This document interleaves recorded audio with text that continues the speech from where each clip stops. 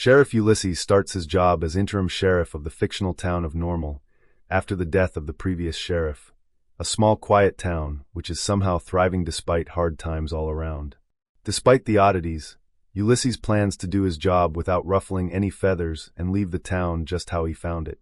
The drive is interrupted by his deputy Keith's leather jacket that keeps squeaking with every movement, which he bought to go with the chopper he's yet to purchase. Along the way they pass a sign revealing the town has raised $16.8 million for their new town hall, another hint that the town holds a dark secret, but Keith just brushes it off as a good year. When they get to the station, Keith has to intervene in an argument between the receptionist Sally and a town resident Tom about his neighbor parking in his spot until Deputy Blaine puts a stop to the bickering and offers to take care of things for Tom. Later Ulysses goes through the previous Sheriff Gunderson's records where it states he died of a heart attack. He also finds Gunderson's firearm, which still has a bullet in it, so Ulysses logs it into evidence. He heads to the armory, which is stockpiled with high-powered rifles, and even C4, quite the overkill for such a small town. Sally brings him coffee, then explains that after September 11th, Gunderson applied for numerous grants. When Ulysses asks how much Gunderson spent on training, Sally excuses herself to go answer the telephone. Despite more red flags, Ulysses intends to just stay hands-off. The next morning Ulysses is startled awake by a bellowing moose, comes out and snaps a picture of the majestic beast. Later he and Keith are doing their rounds when they're alerted to a dispute in town between a hardware store owner Maynard and an old resident Mike, arguing over the price of a store item. After getting the two irritated men to back down and part ways, Ulysses notices Maynard's locker with multiple bolted locks which Maynard says hold old-school stump removers, but before Ulysses can ask further, another old woman, Mary Beth, demands his assistance. Turns out her issue is that she ordered pink yarn and got mauve instead. As Ulysses tries explaining that it's not a police matter, he realizes that Mary Beth has a police scanner inside her shop, but she explains it's just for when she gets lonely. Ulysses then heads over to Gunderson's memorial at his massive home, where Mayor Kibner gives a speech. He goes to get a drink in Gunderson's office, where he meets Dr. Veli, the doctor who signed Gunderson's death certificate. Veli explains that Deputy Blaine, the next in line for sheriff, found Gunderson at the back of his home in just his boxers with his fishing rod in his hand. Ulysses thinks the entire thing is strange, but Veli knows Gunderson was a drinker, so he doesn't think anything of it. Mayor Kibner then joins the conversation, impressed that a newcomer like Ulysses saw the moose before he did. Kibner then gets down to the point. He likes how Ulysses does his police work, laid back and hands-off, and offers to make him the permanent sheriff. Ulysses then notices Sheriff Blaine arguing with a woman outside, who Keith reveals is Gunderson's daughter. Ulysses finishes having dinner at the local pub when the bartender, Maura, invites him to join her for a game of pool. The two hit it off quite well with some friendly banter, and after the pub is closed they sit and talk. She wants to know why he's in town, so Ulysses explains that he was sheriff in a previous town and married to his high school sweetheart, and life was good until an incident. There was a father who took advantage of his own daughter, but he didn't believe the daughter until she ended up taking her father's life. He was there when it happened, and was forced to take the daughter's life when she turned the gun on him. Life got really dark after that incident, and he ended up losing himself. His wife ended up leaving him because of this, and he still hasn't been able to speak with her since. The next morning Ulysses steps out of his motel to see a woman, Lori, struggling with a vending machine, and offers to help, not realizing she is concealing a gun. Behind her a man steps out of the restroom and quickly retreats, but Ulysses just blows it off. After a regular day at work, Ulysses is heading back to the motel when he comes across Gunderson's daughter Alex parked along the roadway. He goes to investigate and realizes she has been drinking, but instead of confronting her, he decides to join her instead. Inside he realizes she's holding a gun, but ignores it also. He asks her about the argument with Blaine at the memorial, and Alex explains that Kibner didn't want her attending, claiming she would be a distraction. To her, the town knew right from wrong until Kibner arrived. She tried to make Gunderson see the truth, but the choice he had to make between her or the town ended up killing him. She has no idea what to do now, but Ulysses thinks she can start by handing over the gun. He unloads it, catching the round before it falls, his one little neat trick. He notices she looks exhausted and brings her back to the station, giving her a cell to rest in.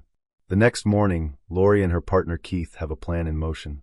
Ulysses brings Alex breakfast, but she is still knocked out cold. The entire station is preparing for the upcoming parade later that day, when an alarm they haven't heard in years goes off. There's a bank robbery in town. Laurie and Keith have the bank employees and customers at gunpoint demanding all the cash available, but end up getting only $2,000 as nobody uses cash anymore. Refusing to settle for a measly $2,000, Keith orders the bank manager to show him to the vault, which is being guarded by 2 Chinese guards, both missing their pinkies, a subtle sign that something is off with this bank. Before Keith can head to the vault, one of the customers ends up having a medical episode, unable to open his pills.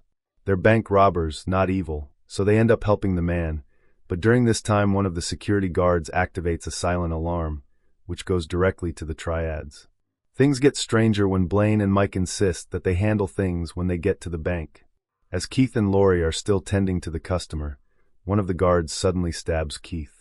Laurie lets off shots, taking out the 2 guards, but also hitting Keith in the neck. Ulysses, Mike and Blaine are first to arrive at the bank, and Ulysses sees Laurie's dog in her van. He insists on going in, ignoring Mike's and Blaine's protests and excuses. He approaches the bank, and Blaine gets a phone call, reminding him what he is being paid to do. As Ulysses goes to enter the bank, Blaine and Mike suddenly open fire on him, but the rounds hit his vest. Ulysses has no choice but to return fire, one round blasting off Blaine's ear. Mike continues firing, taking out innocent civilians while Ulysses does his best to protect the survivors. The other customers escape, leaving Ulysses, Keith, and Laurie inside. The bank manager is also there, and Ulysses demands to know what's happening. The manager tells them they shouldn't have asked about the vault, so Ulysses wants to know what's inside. The manager relents and opens the vault to reveal piles of cash, gold, drugs, and weapons belonging to the triads. The manager races to grab a gun, but ends up tripping and blowing his own brains out. Mike tries entering through a back door, but Ulysses lets off shots through the door, chasing him off. Ulysses admits he has no idea what's going on, but the cops are trying to kill him while Laurie and Keith aren't, so they agree to work together. The bank phone begins to ring, and Ulysses answers only to hear Kibner on the other line, who has arrived with more cops outside. He is disappointed in Blaine as he gave the order to eliminate Ulysses. Kibner then reveals that it's not only the police department, but the entire town's residents working to put him down. Ulysses wants to know what this is all about, so Kibner explains that the residents struck a deal with the Yakuza. The criminal network makes a lot of money in America, most of which they cannot ship back home, so the town offered to secure their products and assets for a nice percentage. Some residents resisted at first, but Kibner got rid of all of them. Meanwhile, Laurie and Keith go through the crates inside the vault to find high-powered weapons and grenade launchers. Kibner offers Ulysses only one way out. If he eliminates both Laurie and Keith, who started all this, then they'll know he's with them, but Ulysses just hangs up in his ear. The entire town loses power, and Kibner is prepared to attack the bank when he is hit with a grenade, blowing him into tiny chunks.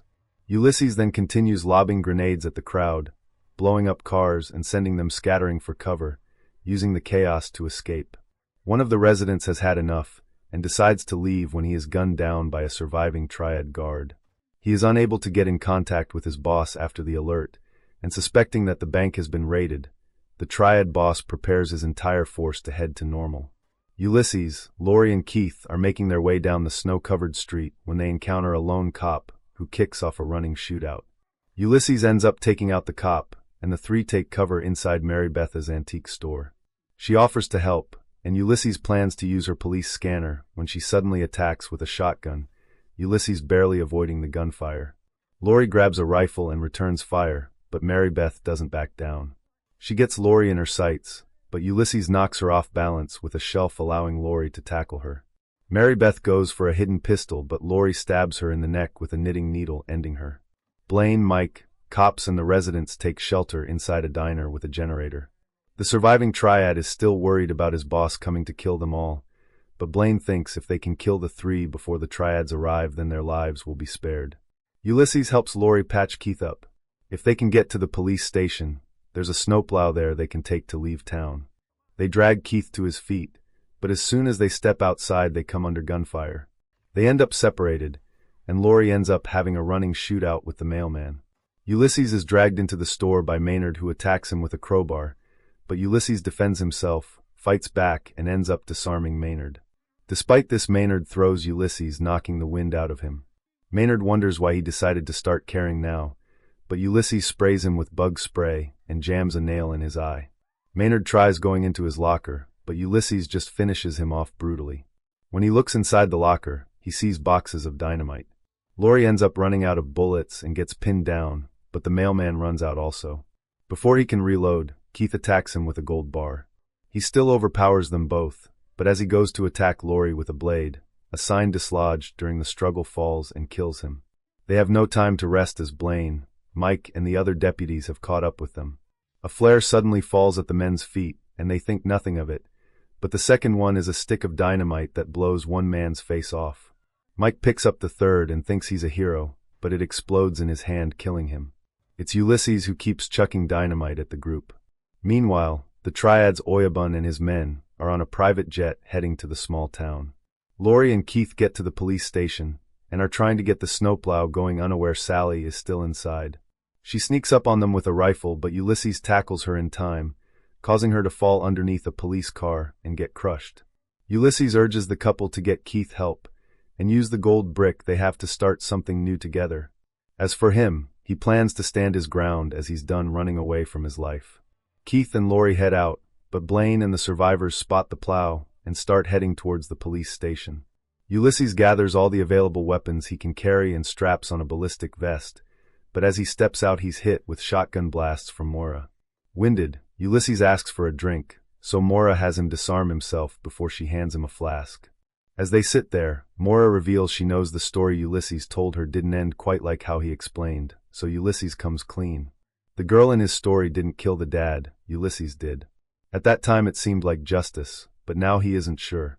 That's what caused him to avoid making decisions, just watching life from the sidelines. Mora herself has also hidden one particular detail from her tales. Gunderson's death story is just a ruse, and she was the one who killed him after he wanted out of the deal with the Triads. It was his child that made him choose, so Mora got him drunk, walked him into the snow and poured water on him to speed up him freezing to death. She prepares to finish off Ulysses, but unaware she's standing next to the cells, Alex grabs her and shoots her with her own pistol. Ulysses then hands Alex her father's pistol, as he has just made her his new deputy. As Blaine's group gets to the station, Alex drives out in the prisoner transport, running over Kibner and killing him. She then drives right into the bank. Ulysses radios to Blaine. His new deputy will be securing the contents of the vault and planting bricks of C4 throughout the vault, which means if he dies, the vault will blow. If they don't want the Triads hunting them for the rest of their lives, they will listen to what he has to say. Ulysses meets with the group explaining his plan. They will set up the bank to look like nothing happened, and when the Triads arrive they tell them the alarm was a mistake. Everyone thinks it's a great idea, even the lone Triad, and eventually agree to do things his way. The next morning, the entire town is mobilized to hide the bodies and create an accident scene. The Triads soon land and start heading to the town in a convoy. Ulysses and Blaine are standing at the edge of town to greet them, both recalling how they both tried to kill each other. The Triads arrive, and Blaine and Ulysses go to greet them, trying to explain that everything was just a misunderstanding, but the Oyabun demands to be taken to the bank. Blaine and Ulysses comply, but decide to drive them the long way to give the guys more time at the bank. When they arrive, Alex arms the explosives. The deputies lead the Triads into the vault to show them their stash, and Blaine ends up inviting the Yakuza to join the deputies for a meal due to his limited Japanese. Things are going well though, and Blaine even gives a toast to the partnership between the Yakuza and the town.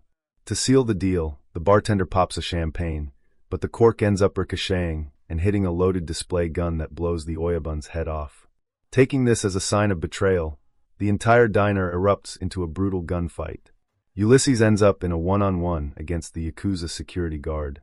Ulysses beats him down with a mallet, takes a brutal stab to the side, but uses the same blade to eliminate the gangster.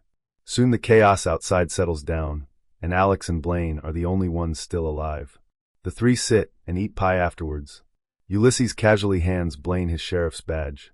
1 month later, Ulysses is filling in for another sheriff in Florida with Alex as his deputy.